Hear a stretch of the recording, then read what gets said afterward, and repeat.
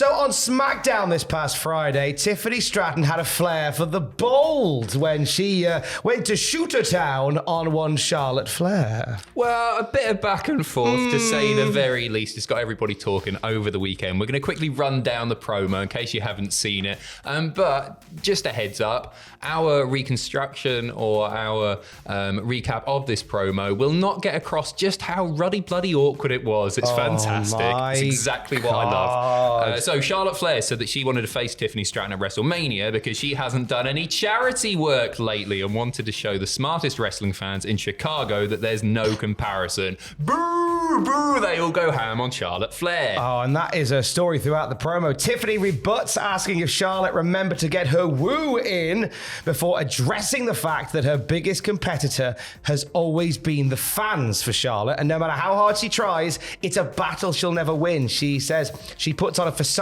that nothing bothers her, yet Charlotte cries on talk shows, and no matter how many titles she wins, she'll always come second to her daddy. Flair follows up, but has to fight against more booing and the Tiffy time chants, which Tiffy pulls her up on. Charlotte eventually asks, "What would you like me to say?" referring to the audience. Well, what am I meant to say? What am I meant to do Why here? won't you like me? Please.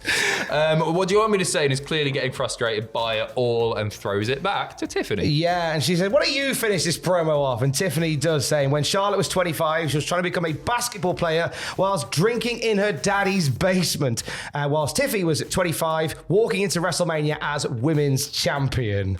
Tiffy stumbling over her lines a little bit, which Charlotte quickly butts in on, mocking her, mocking the high-pitched voice that Tiffany has, and talking all over her, as Tiffany calls Charlotte WWE's least favourite Nepo baby. And Charlotte goes, "It's the Nepo Queen! I'm a Nepo baby!" It was weird.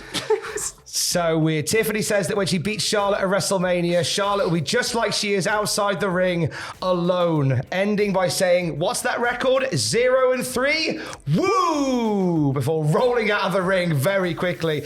Charlotte biting back, going, "Oh, wait, well, Ludwig Kaiser's in my DMs." And then Tiffany's music plays, and jeez. And that's your lot. Cut to commercial. Oh, my days. So I loved it. I really, really loved it. Before we talk about the backstage stuff, this has got me more hyped for the WrestleMania match than any conventional promo possibly could. If they don't mess with it, and I assume we're still gonna get the match as it is, singles, one-on-one. What the hell is going to go down in that ring? I can't wait. This is way better. It kind of puts me in mind of, and it's Charlotte again, that Charlotte and Becky Lynch feud from a few years ago. Yeah. Which was very to the line. The belt. Yeah, and that match they had that was really, really quite fierce in its delivery. And then Becky was very upset afterwards about it all. So it kind of puts me in mind of that again. That kind of idea that this match isn't going to just be like a singles match for the title. This is going to be quite aggressive in its execution. And after that promo, it absolutely should be. Which means that I've got to ask the question, are we getting worked a little bit? Are we getting worked a lot? Are we getting worked at all? Because, right, they couldn't have achieved this desire for fans to see the match without this stuff. I don't think so anyway. The feud wasn't hot before this. No, not at all. It was very much in the midst of the WrestleMania build, and I think this has given it its own unique, pardon the pun, flair going into WrestleMania, and I think all that'll do will be enhance it. A few of the players who were involved on the periphery of that have reached out, including Ludwig Kaiser. Yes, Ludwig Kaiser reaching out, essentially going, "Don't flatter yourself with a..." where's the clip? I'm a classic Raw historian, Adam, so I can tell you. Sorry, it's the Diana Hart-Smith thing, Yeah, isn't it? so it was an episode of Raw when Diana Hart-Smith was going, "Sean has been trying to hit on me and he fancies me, and Dave, get him." Dave's like, "Hey, don't you chat up my wife, Shawn Michaels, I'll have your guts for garters." So that was him. To which Shawn Michaels just looked at at Diana Hart-Smith and went, "Do not flatter yourself." It was a very good promo. And so Ludwig Kaiser calling that back, which was nice to see. Andrade, Charlotte Flair's ex-husband, of course, seemingly coming to Charlotte's defense on Twitter whilst wishing her a happy birthday. Just saying also, "You're an incredible woman." Wade Barrett was the interviewer in Bunny Rabbit Ears for that one. So he tweeted out, "I wanted to be Sir David Frost. I ended up as Jerry Springer."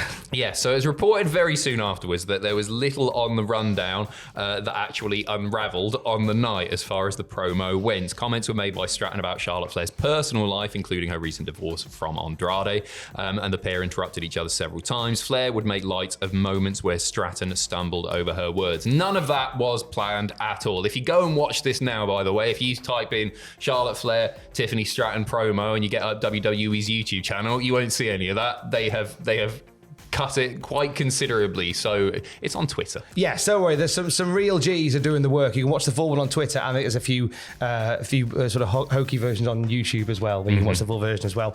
The reaction from the higher ups within WWE wasn't positive, nor did they stick the blame on either Charlotte or Tiffany. It's been reported by Fightful Select that those in WWE were unhappy with both Flair and Stratton following that segment. Yeah, so that nobody's been singled out there. They weren't happy with them individually. They think it's the pair of them. What are they like? Fightful Select also reporting that the promo was a hot topic among the women's roster in the aftermath. That's not a big surprise, with everybody backstage watching, including staff and talent, saying it wasn't supposed to go the way it did. Yeah, Charlotte, according to Fightful, didn't appear pleased when she appeared backstage.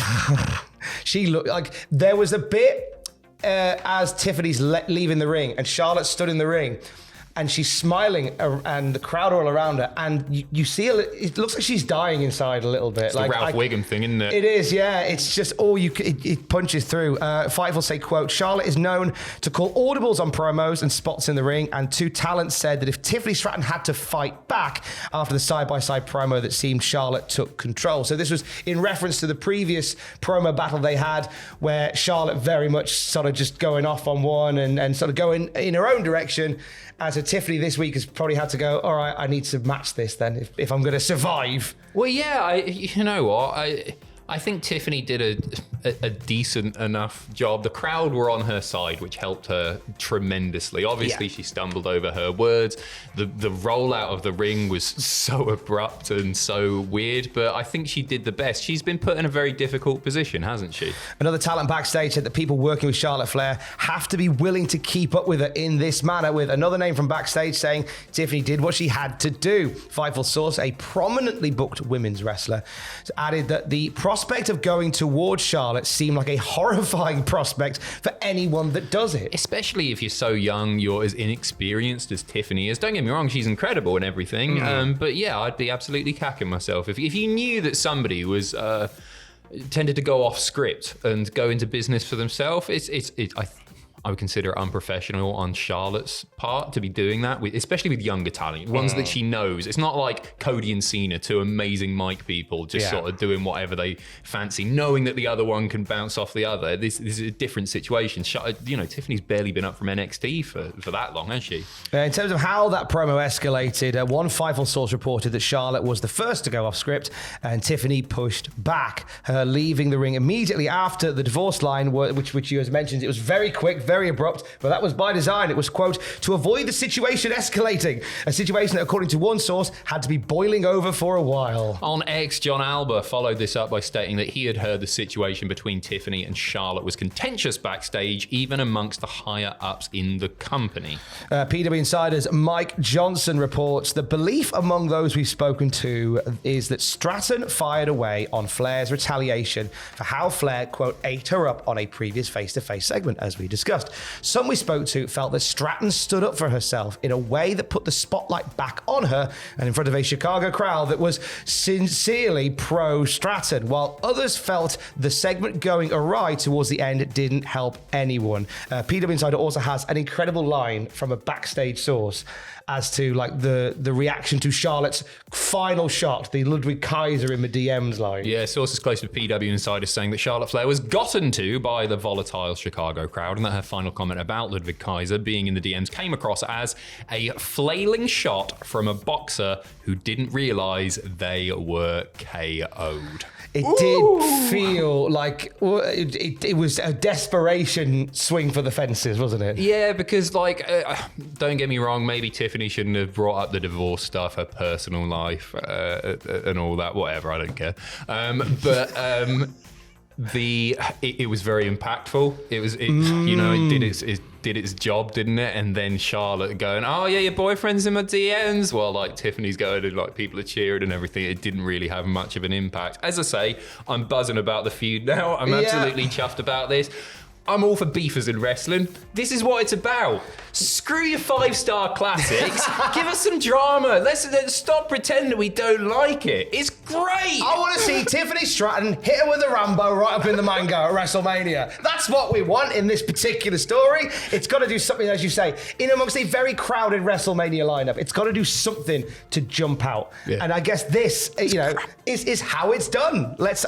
We've just spent 10 minutes talking about it. I guarantee, had that segment not gone like all the way that it did, we wouldn't have spent 10 minutes talking about it this morning. Wouldn't have been in the news. No, it wouldn't Sam have and been Fraser would have done news. it on Saturday. We wouldn't be talking about it come Monday with all the follow-up reports. You know the most mental thing about this, right? Friday, me and Andrew did the news, and there was a story in there about Charlotte opening up about her divorce. She spoke on this program. I think it's called Sherry. She was on this chat show, and I was like, yeah, man, she came across as a proper human. It was amazing, and I found her really, really likable in that segment. If they could translate that to WWE TV, they could genuinely, if they wanted to, present Charlotte Flair as a babyface. Boom!